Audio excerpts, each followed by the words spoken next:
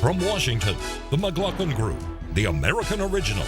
For over 3 decades, the sharpest minds, best sources, hardest talk. Issue 1, Slaughter in San Bernardino. Mayhem came to San Bernardino, California on Wednesday when 2 terrorists, Syed Farouk, age 28, and Tashfeen Malik, age 27, shot 14 people dead and wounded 17 more, 10 critically. San Bernardino is on the eastern edge of Los Angeles. Investigators believe Farouk and Malik were seeking to align themselves with a Syria and Iraq-based, quote-unquote, Islamic State terrorist group. Over the last year, Islamic State has called for attacks in the West. It was also responsible for the recent terrorist attacks in Paris. Farouk and his accomplice targeted their victims at the Inland Regional Center, which specializes in supporting developmentally impaired individuals. The attack has reignited 2 contentious U.S. debates, one debate over gun control laws and the other debate over President Obama's strategy for fighting ISIS. Democrats say U.S. gun laws need to be tightened to keep firearms away from unstable individuals.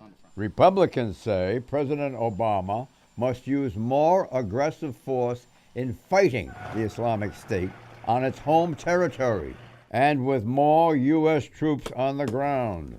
Commander-in-Chief Obama addressed the San Bernardino horror, citing the anomalies in our U.S. terrorism control laws. For those who are concerned about terrorism, some may be aware of the fact that we have a no-fly list where people can't get on planes, but those same people who we don't allow to fly could go into a store right now in the United States and buy a firearm, and there's nothing that we can do to stop them.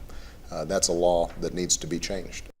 Why is President Obama at pains, apparently, to divert attention from his administration's failure to prevent this terrorist attack by scapegoating guns? You understand the question? Yeah, I do, John. There's no doubt about it. The president has been dead wrong. He said ISIS has been contained. It's a JV, and we've got them in this area, and they are diminishing in terms of the area they control. But now what ISIS is doing, I believe, and I think this is an example because we now have connections between that woman and ISIS is being hammered in its base, and it is lashing out and I think calling into action sleeper cells and other attackers in the West to do the kind of massacre that took place in Paris and in San Bernardino, basically to make its statement to the world that we are fighting the West and we are at war with the West, and it's very successful. And I think the president is almost in denial. I mean, up until Friday, he had not mentioned Islamic terror or ISIS or anything in connection with this. And I think the whole Democratic Party is trying to return it into a debate on gun control. And that's a debate, quite frankly, they are losing. The country is looking at Islamic terrorism. It may go further. Washington Post fact checkers took Obama to task for using false statistics in his claims about mass shooting. Are you surprised that the president is stretching the truth again? Eleanor? No, I'm just surprised you're stretching the truth again, trying to blame this whole thing on President Obama. This is a new form of terrorism, if in fact it bears out to be that. It looks like the woman in this Bonnie and Clyde pair is the key, and she spent some time in Saudi Arabia, and one of the theories that they're investigating is that Saudi-based terrorists are using what's called the honeypot, putting brides out there, Islamic brides, to entice American Muslim men into acts of terror, if you will. I think there's so much we don't know. There's so many oddities to this, where a young mother with a 6-month-old baby would go on this kind of killing revenge, and why they would choose a target that really doesn't have huge symbolic value. So I don't know if we're going to find that this is directed from ISIS Central somewhere, or these are people who get inspired, or what kind of network they have here at home. I think there's just a lot we don't know, but the recruiting tools and social media have really transformed the way radicalism can take root. And I know no matter how many troops you send in, and I don't think more troops are the answer, is not going to solve this. It's a very different kind of terrorism, and I think so far President Obama has the right tone, attitude, and strategy. What's the best way to diminish the appeal of ISIS to disaffected Muslims? I ask you. Well, I think the key thing here is to recognize that there is a connection point between the success, the perceived success of the Islamic State in spreading, and I would disagree with Pat slightly in terms of if you would look at the territory in North Africa, Libya, Tunisia, Indonesia, across the Middle East, in Europe now with these attacks, but also this direction where you have the Islamic State being able to perceive itself to others as this empire, this caliphate that has succeeded, that is untouchable by the United States, that has recruits, this woman being inspired apparently, and again Eleanor is right that we have to wait for the facts. The problem there is that where that exists, the narrative of propaganda is self-fueling and self-perpetuating and attracting more recruits. So how do you do it? You have to puncture the banner. That black flag that they wave around is very important as a symbol of power. What you have to do is to be much more aggressive in confronting them, both on their lines of control in Iraq and Syria, but also to some degree having more special forces aligned with the Sunni tribes in Anbar and Deir ez-Zor, which is western Iraq and eastern Syria, and to usurp it, to say that actually Sunni Muslims are the ones most abused by the Islamic State, which they are, and that they are usurping the Islamic faith in terms of Sunni Islam, and through that you build that political and military dialogue. But I would agree with Pat in the sense our present strategy of sort of the president in denial doesn't help, because ultimately it is a bound up in ideology and military dynamics. Clarence. Well, he's not totally in denial. I mean, the president is responding to changing conditions and also trying not to get the U.S. too far out over its skis over there. That's why in England, a country you're familiar with, they're debating about sending in troops as well, even at a time when they've been cutting back their military spending, just as we are, and also war-weary as they are, understandably. And also we're seeing ISIS now is moving. Pat's right. They're getting pummeled on the ground in Syria and Iraq, but at the same time, they're moving internationally. This is a new way of using Facebook, using the singles marriage market, a bride shopping market, and all to infiltrate the U.S. And significantly, this fellow is not a refugee. He was born and raised in Chicago. All this talk about the danger of refugees, they are the most carefully screened. But people here on the visa waiver program or the bridal waiver in this case, Clarence, something really happened to this guy. That he would go in and slaughter all of these friends and co-workers. Apparently, there was any great dispute on that. But let me say, to Tom's point, a lot of groups, because of the success in Paris, the success in massacres, are identifying their own cause. I think Boko Haram in Nigeria, they're all saying, we're an affiliate now, we're an affiliate now. The radical Islamists, this guy, ISIS is winning because it's perpetrating these horrible acts of terror, and it looks like it's winning. And if we have more incidents like this, and I sure hope that doesn't happen, the gun debate would change very quick in this country if we recognize how easy it is for people to come in and get AK-47s. Assault weapons should be taken off of the market. The cops had semi-automatic weapons, fired 300 shots, killed them all. People are buying guns today. You can bet on it. That was I'm glad the cops had it. For the fact that you can't get on a plane, but you can still buy a weapon, that is shameful that the Congress couldn't even pass that. They're so in the grips of the National Rifle Association. All right, let's move it along. Exit question. How badly will this terrorist attack hurt Obama politically? Will the impact be A, major, B, significant, minor, C, or D, inconsequential? I think it's major, but I think this, John. People consider the president, I hate to say it, mildly irrelevant in all this right now, and the country is moving to the right. Helena. I give it a C, and the Republicans are going to exploit the hell out of this and create as much fear as they possibly can. Right, we know they're good at that. And they are good at that, that's right. It's major because people recognize the disconnect between the president's statements and the policy dynamics on the ground. Well, I think President Obama does need to get ahead of this story, frankly, because we are certainly in a situation of national fear, understandably, and national anger. And is it he has major, to convey, significant, minor, or inconsequential? I'll give it an 8.5, John. How about that? But the fact 8.5 sounds to me like significant. He's saying significant. Very significant. Yeah. Very significant. I think you're right on track. I call it major. Not only a strategy to contain ISIS failed overseas, but now it has failed at home. Watch for Obama's approval rating to drop below 40%.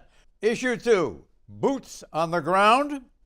We're deploying a specialized expeditionary targeting force to assist Iraqi and Kurdish Peshmerga forces and put even more pressure on ISIL. President Obama has long opposed U.S. boots on the ground. No deployment of combat ground forces to fight the Islamic State terrorist group, also known as ISIL and ISIS. But this week, Commander-in-Chief Obama's Defense Secretary, Ash Carter, announced that a, quote, expeditionary force, unquote, of Special Operations Forces will be deployed, boots on the ground, to Iraq to fight ISIS. A small number of those U.S. Special Operations Forces are already operating in northern Syria. The new expeditionary force will have 3 main objectives. First, it will gather intelligence on ISIS terrorist leaders and operations.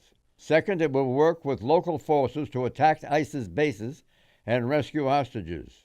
Third, it will assist U.S. and coalition jets in destroying ISIS targets.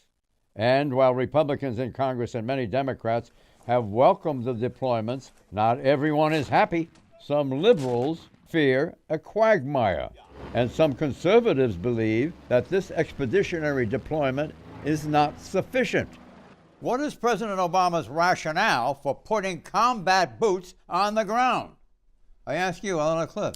His rationale is that this is a doubling down of the strategy he already has in place, and it's not a massive invasion of tens of thousands of troops. I think the number they've put on it is 200. And I think it's kind of the least bad option that's available. He keeps asking other people, if you have better ideas, tell me what they are. And putting a substantial number of U.S. troops on the ground in a Muslim country is counterproductive, disastrous. The flaw in this strategy is that there have to be boots on the ground to hold any ground taken back from ISIS, and so far none of the Sunni nations have been willing to put that up. So there's one of the problems. More of the same. The Iraqi government has said we don't want America's expeditionary force. The Shia militia, whom we fought during the Iraq War, says we may be shooting at the Americans. And this is a very small force, frankly, and you hear talk of entering troops into Syria. It is time that the Congress of the United States and the Republican Party either pass or rejected an authorization of military force, because we are getting into this thing on the side of the Turks, who are up against the Russians, and you've got a real problem coming down the road of a direct conflict with Russia. Let me just complicate matters a little bit and say that part of the problem here is that term boots on the ground. What do we mean by that? Because right now we've already got... we know what boots on the ground. John, we have over 3,000 men over there now, men and women over there right now. They all wear boots, but that's not boots on the ground. When we talk about boots on the ground, we're talking about combat brigades, battalions. We're talking about military action. That was what I stated. Well, these are mostly support for the drones and the planes in the air. You need to have special ops on the ground to be able to identify your targets. Now, that's not the same as moving in with battalions that are taking land. This is all a specialized part of the operation. I don't think I'm going to sleep better tonight for hearing that. Very quick. Sleep better, John. This is really in control. I do think it is too little in terms of movement. The reason you can't get the Sunni Arabs buying in is because they see the United States having betrayed them over Iran. Right or wrong, Pat would say that's right course of action. But at the same time, look, this is good that we have people who can call in airstrikes on the ground now. It will mobilize more people. Hopefully it engages the Sunni tribes. But as the secondary point, what I think you're seeing in Iraq is actually, the Iraqi government condemned this, but interestingly, the Abadi government actually behind the scenes approved this. What I think you see going on here is the United States trying to say to Prime Minister Abadi, stand up and build this cross-sectarian government, and you know what, we're going to have your back here against those Shia militias on the Iranian side of trying to... And actually, actually, on that, I commend President Obama. Ash Carter said in his testimony that the troops are there at the invitation of the Iraqi internal government. Iraqi. They're playing some politics and things they say, but those troops are got there the by Sunnis, invitation. The Sunnis and the pro-Western Sunnis in Anbar province are scared to death of the Shia militia coming in and liberating so the them Soft can because it mobilize means them, the end hopefully. of them. Well, that's the failure of the Iraqi government. And look, you're going to hear cries of mission creep and slippery slope and all of that. But I do think this comes under the heading of tweaking. And if this strategy has any real hope of problem, though, John, succeeding, is in the Syria. tweak was needed. Okay, let's move it along. Putin versus Erdogan. We will long remember what they did, and they will long regret what they did. We know what needs to be done. We do not want any tension. For the time being with Russia, we have consultations at the highest level, very advanced economic relations. So, with a country in such a situation, how could we wish for such a tension? A Russian Air Force jet entered Turkey's airspace last week and was shot down by Turkish fighter jets. Recall that Turkey is a member of NATO, the Western alliance set up to deter the Soviet Union, which is now Russia. But while one Russian airman was rescued, his co-pilot was killed by rebels on the ground. A Russian Marine was also killed during the rescue. In response, Russia bombed a Turkish aid convoy in northern Syria and has now deployed fighter escorts and advanced anti-air missile systems into Syria. The risks are clear. As a NATO member, Turkey has the right to ask for NATO military support, including from the United States, if Russia attacks its territory. How serious is the friction between Russia and Turkey? I ask you, Clarence. Well, we certainly don't want to see World War III develop in that area, but this is serious in terms of the anger on both sides. But Putin the other day said that he's not interested in military action. But they're definitely exercising sanctions as far as economic sanctions, diplomatic sanctions. There's a big oil pipeline that Erdogan's family has a big interest in, which the Russians are just suspending talks on that. So they're putting pressure on, and it's going to stay on. You know that Turkey has good beaches. And you know what's happening now? Russian tourists are canceling plans to visit Turkish beaches. John, and Turkey is being vilified as hostile to Russian John, visitors this is a little more and a dangerous serious. place to visit. John, this is more serious than a lot of words here. What the Turks did was stupid and dangerous. Shooting down a Russian plane. Was it accidental? It wasn't any accident. The plane was over this slice of Turkey for 17 seconds or something. It was deliberate. It was an ambush of that plane. Let me say this. Erdogan is an unstable guy in my judgment, and we cannot allow Erdogan, who's a member of NATO, to drag this country into a shooting confrontation with Russia. No, but that's the real danger. Neither country wants a shooting war, and what Erdogan reacted that way because the Russians have been bombing Turkmen and in Syria. They're ethnic Turks, and it was sending a message. The problem is you have two strong men here. Neither of them is very good at backing down. So I think President Obama's got a task on his hand to sort of de-escalate the whole thing. And I think so far it's calming down. Let's have a little bit of other erudition in here. The European Union cut a deal with Turkey for 3 billion euros and aid in joining the European Union in exchange for Turkey sealing its borders to refugees and migrants. Isn't that a deal? Isn't that deal a threat to Russia's interest, I ask you? Well, look, Russia wants that because of the energy pipeline going through Turkey. Russia has been trying to bring Erdogan back to the orbit. I agree with Pat. I mean, Erdogan clearly is a bit of a wacko. I mean, that is clear in terms of his things he's done before, banning Twitter. He is an unstable guy. His son isn't. His son has a problem because the Russians really don't like his son because what he's been messing around with some oil with ISIS. The problem is, I would say, why I would disagree with Pat is that the Russians have been doing this. They've been pushing the line and crossing over into Turkish airspace. Turkey has a right to defend its airspace. What I would say as well, though, is that the United States can play more of an influential role on Erdogan if we were to see, with this escalation actually in Syria with the special forces recently, that provides us more credibility because the Turkish are obsessed with Assad. But you have to be able to influence. But who are we fighting? We're fighting ISIS, well, presumably. And Assad is fighting ISIS, and the Russians are fighting ISIS, though, and Hezbollah's fighting ISIS. Fighting ISIS. But we're fighting both sides. Yeah, but they've got other agendas that they're also accomplishing. Yeah, exactly. The key thing is they're all at cross purposes. So no confrontation between America and Russia, because nothing in Syria justifies a conflict. But how do you do that? If you say to Erdogan, listen, do not go over there and cross the line, but at the same time, you say to Vladimir Putin, do not cross into Turkish airspace. Because it's a NATO member, I would and we tell will the Turks, defend our ally. If you shoot down another Russian plane, goodbye and good luck, you're on your own. Multiple choice exit question. What impact will it have on ISIS if the Iraqi offensive to retake Ramadi succeeds? Will it be A, catastrophic, the beginning of the end of ISIS's pretense of statehood? B, major, because it will show ISIS can be beaten? C, minor, because Ramadi is far from ISIS's strongholds? Or D, negligible? Buchanan. I think it's significant. It's not like Mosul, but it is significant because steady defeats of ISIS are the best thing that can happen because it takes away their great cachet worldwide. ISIS has the veneer of invincibility. So you're partially correct. I'm helping Eleanor out with her answer. I'm going to say negligible because the assessment that ISIS was mainly interested in building their caliphate and their state has proved to be wrong, that they are now interested in exporting their fanaticism, and I think that's actually scarier. Oh, too tough on ISIS. You can Google Tom Rogan, what will happen in Ramadi. It's going to be very tough because ISIS have done it, but if you can do it, it's good because the Anbar tribes get more consolidation with the United States.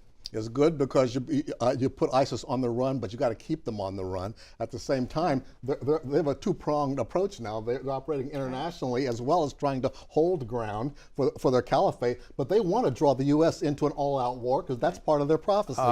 We have all-out Armageddon, and we cannot go into a war on their terms. We got to do it on our terms. It's major impact. It will end the myth of ISIS's invincibility and hurt recruiting efforts and morale. Issue 3, Climate Summit. That this is a turning point. That this is the moment we finally determined we would save our planet.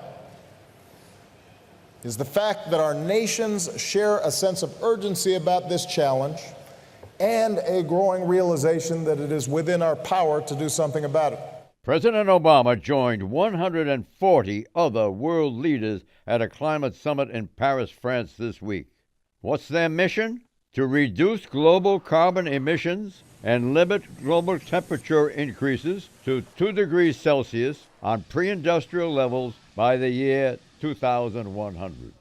But while Pope Francis says carbon emissions have put humanity, quote, on the edge of suicide, end quote, major disagreements remain. Less wealthy nations are demanding that the West deliver $100 billion a year starting from 2020 to help them adjust their economies. And China, the world's largest carbon emitter, says it won't stop increasing its carbon emissions until 2030. Finally, here at home, 24 states out of 50 and Republicans in Congress are opposing carbon restrictions. Still, Mr. Obama has some star power himself. Celebrities like Facebook creator Mark Zuckerberg and Microsoft creator Bill Gates have set up quote-unquote BEC, Breakthrough Energy Coalition. Also, another genius, Jeff Bezos, creator of Amazon. Together they will personally spend billions of dollars funding clean energy research firms. President Obama's global warming plans dead on arrival in Congress. Pat Buchanan. They certainly are, John. They're not going to get anywhere in either house of the Congress. Republican Party opposes them. But more than that, China indicates that we'll start cutting back around 2030 on what we're doing. India is not going for the whole program.